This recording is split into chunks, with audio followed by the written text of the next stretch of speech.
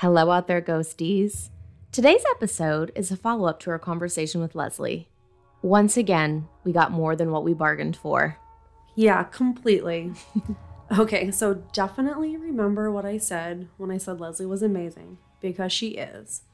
But also forget what I said when I said I was not going to automatically go to a scary place when there might be the presence of spirits around.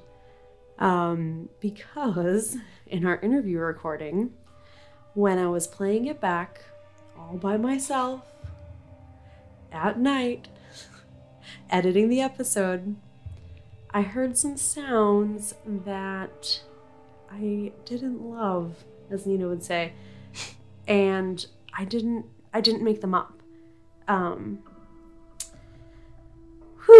It scared me.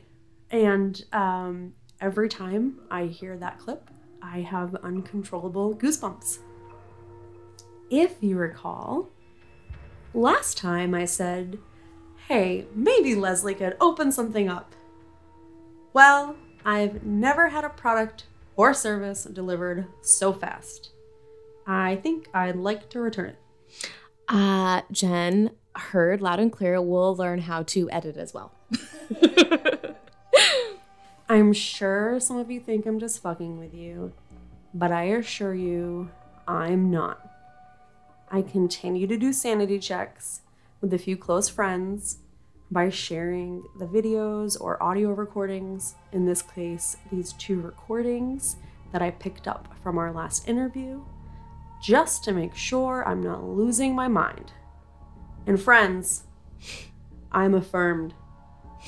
One of my friends said, and I quote, "Girl sounds like the devil. Stop playing with that." I honestly can't believe I'm 2 for 2 with capturing the paranormal. I'm not a ghost hunter. Do you hear that? Jen, from what I know, you don't choose the ghost hunter life, my friend. The ghost hunter life chooses you. I apparently. I am seeing. I was talking to Karen from Wisteria Lodge, who was our last featured artist, and was trying to tell her about the experience. And she was kind of surprised that I was surprised. But I was trying to articulate, I'm not looking to be the next medium of Long Island or those ghost hunters, bumbling around in the dark. I don't want to keep seeing or hearing weird stuff. I want to interview people that see and hear weird stuff, learn history, explore the city. I want to interview, produce, and hang out with Nina. I want to somehow make going to a bar a job and meet new people, that are alive. The true American dream, Jen. The true American dream. Right? But there are 2 separate instances where we hear whispers in our last episode. Now, for everyone who listened to the second episode, you can't hear them with your plain ear, just listening to the episode. You can hear them when you're zoned in, tuned up, and listening with your microphone. So I've isolated those clips and we'll be able to listen to them. But both of those clips were from last week's recording. So I highly recommend you also listen to the last episode if you haven't checked that out yet. So I think it's time to play that first clip.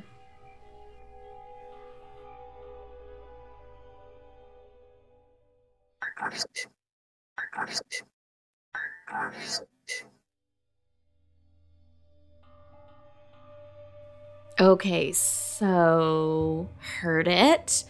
At this point, when Jen sends the first clip over, I'm thinking, all right, so something happened in the background of me, Leslie, or Jen. There was 3 people in different homes, like on like a Zoom call. So I was thinking like, all right, there might be another explanation. Right? So debunk time. The sound is there, and it's a visible sound wave. And it's not the same size or shape as the other sound waves that were picked up. Like when you were talking, Nina, the shape or the sound, or when Leslie was talking, or when I was talking. It also wasn't a breath because those have their own size and shape. And I've gotten really good at clipping those out and identifying these. So I didn't know what I was looking at. However, I'm thinking, if there's nobody else speaking for me and Nina, were you using your phone to do the interview? I was not.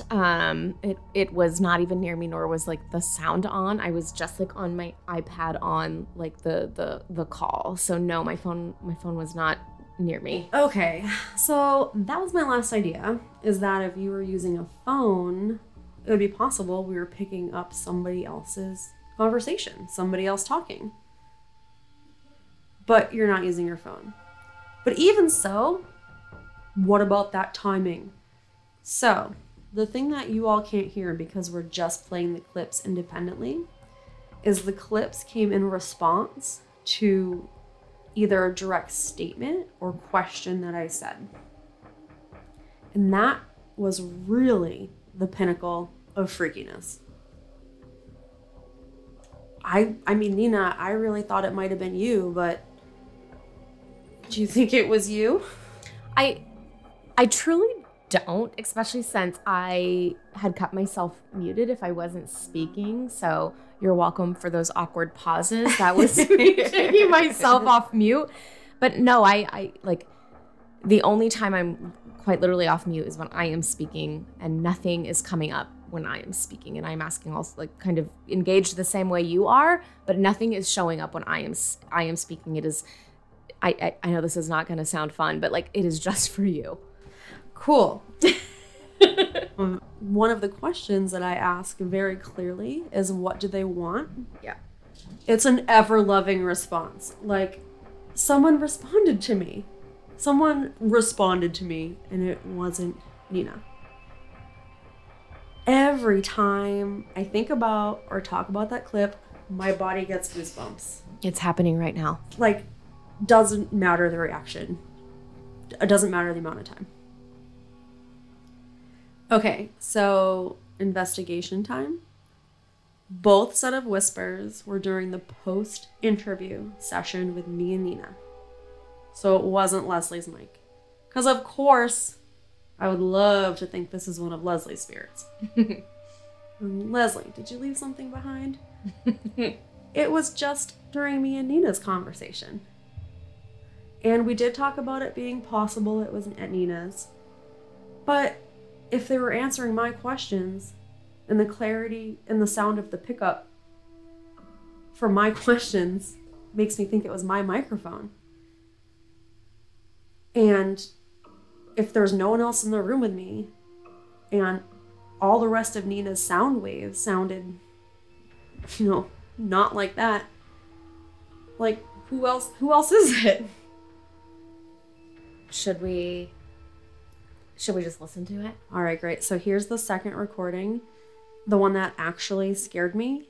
I don't want to tell you yet what I thought the second set of whispers said, but it was the one that sent chills up my spine and had me call Leslie for a follow-up session.